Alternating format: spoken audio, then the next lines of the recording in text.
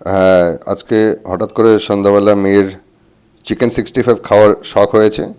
তো বাজার থেকে চিকেন কিনে নিয়ে এসে এর মধ্যে চিকেনের মধ্যে সেন্ধা নামক আমরা যেটা ইউজ করি সেটা দিয়ে দিলাম।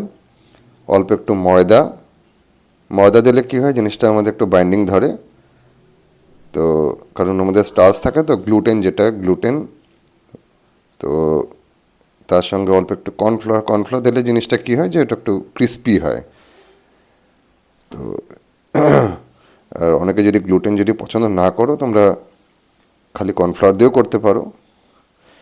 আর অল্প একটু ময়দা, অল্প একটু কর্নফ্লাওয়ার, অল্প একটু ডিম দিয়ে এবার জিনিসটাকে সুন্দর করে মাখিয়ে নিলাম। মাখিয়ে নিয়ে এবার জিনিসটাকে তেলে ভেজে নেব। এবার এই জায়গাতে বলে রাখি যে অনেকে অনেক কিছু দেয়। অনেকে চিলি কেটে দেয়, জিঞ্জার, গার্লিক, সয়া সস। তো আমরা এখানে যেহেতু ঘরে বানাচ্ছি, কিছুই সেরকম কিছু দেইনি। মাখানোর জন্য সসটার মধ্যে দেব অল্প একটু দই। এটা অপশনাল, দিলে দিতেও পারো, না দিলে দিতে পারো।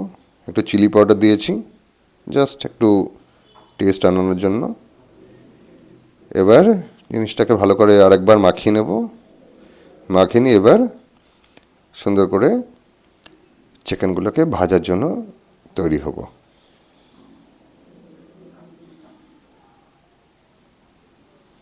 তো এবার দেখতে পাচ্ছি যে আমার একটা কড়াইতে তেল গরম করে চিকেন পিসগুলোকে গোল্ডেন ব্রাউন করে ভেজে নেব। একটা কথা মনে রাখবেন যে পুরো ফুল কুক করা কোনোদিনই উচিত নয়, কারণ সসের মধ্যে ওটাকে আরেকবার যখন টস করা হবে সেই হিটে ওর যে বাকি যে রিমেনিং যে পোর্শনটা, যেটা কুকিং যেটা হয়নি, সেটা ওর মধ্যে হয়ে যাবে। এই জন্য পুরো ফুল কুক করা কোনোদিনই উচিত নয়। এবার চিকেন যেগুলো যেই হয়ে গেছে ফ্রাই, বার করে নিয়ে এবার আলাদা একটা ছোট বাটিতে সসটা বানিয়ে নিব। সস বানানোর জন্য এখানে অল্প একটু দই নিয়েছি।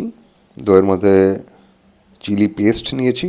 আপনার যদি বাড়িতে চিলি পেস্ট না থাকে, চিলি সস ইউজ করতে পারেন, চিলি পেস্ট ইউজ করতে পারেন, নিজেদের ঝাল যেমন যেমন আপনারা খান সেইভাবে। অল্প একটু সয়া সস নিয়েছি। অ্যান্ড এবার এগুলোকে ভালো করে মাখিয়ে নেব। একটু ব্ল্যাক পেপার দেবো এর মধ্যে। এর মধ্যেও আবার একটু সেন্ধা নমক দেবো। সেন্ধা নমকটা একটু হেলদি নর্মাল রেগুলার সল্টের থেকে, এই জন্য আমরা বাড়িতে সেন্ধা নমকটাই বেশি খাই। একটু টমেটো কেচাপ দিলাম, দিয়ে এবার ওগুলোকে ভালো করে মাখিয়ে নেব। মাখিয়ে নিয়ে একটু টেস্টটা চেক করে নেওয়াটা উচিত।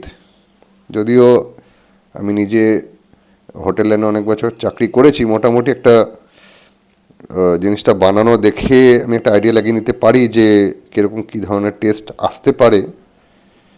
তো এই মাখানো হয়ে যাওয়ার পরে এবার সসটা, গ্রেভিটা শুরু করা হলো। কড়ার মধ্যে তেল গরম করে রসুন কুচিগুলো দিয়ে স্লাইটলি একটু আগে টস করে নিলাম। এবার ওর মধ্যে চিলিগুলোকে স্লিট করে এবার ওগুলোকে রসুনের সঙ্গে ভাজতে শুরু করলাম।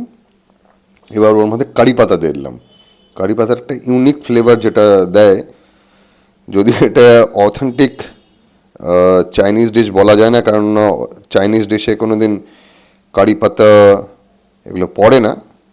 এটা একটা ইন্ডিয়ানাইজড জিনিস, ইন্ডিয়ানাইজ চাইনিজ ডিশ। তো এবার যেই মোটামুটি দেখতে পাচ্ছি যে কারি পাতা, রসুন, এগুলো জিনিস, চিলিগুলো একটু ট্রান্সলুসেন্ট, যেটাকে ট্রান্সপারেন্ট কালার যেটাকে বলা হয়, চলে এসছে। এবার ওর মধ্যে সেই সসটা যেটা আমরা বানিয়েছিলাম 65-এর জন্য, সেটাকে দিয়ে দিলাম। এবার দিয়ে দেওয়ার পরে এবার ওগুলোকে একটু হিটের মধ্যেই মানে নাড়তে হবে ততক্ষণ পর্যন্ত, যতক্ষণ পর্যন্ত একটা গ্রেভি কনসিস্টেন্সি না আসবে। এবার যেই মোটামুটি চলে এসছে, সেই যে চিকেনগুলোকে যেগুলো আমরা ভেজে রেখেছিলাম ওর মধ্যে দিয়ে এবার ওগুলোকে ভালো করে টস করে নিতে হবে। আর ধনে পাতাটা সবসময় লাস্টে দেওয়া উচিত, কোনো দিনই রান্না শুরু করার আগে উচিত নয়, কারণ ধনে পাতাটা অ্যাকচুয়ালি খুব ফ্র্যাজাইল হাব তো। আগে দিলে তার যে ফ্লেভারটা, যেটা ডেলিকেট একটা ফ্লেভার থাকে, সেটা নষ্ট হয়ে যায়। তো যেই মোটামুটি দেখতে পাচ্ছি যে প্রায় হয়ে গেছে, এবার এই স্টেজে একটু ওটাকে টেস্টটা চেক করে ধনেপাতাটা ছিটিয়ে এবার জিনিসটাকে নামিয়ে নেব। ধন্যবাদ।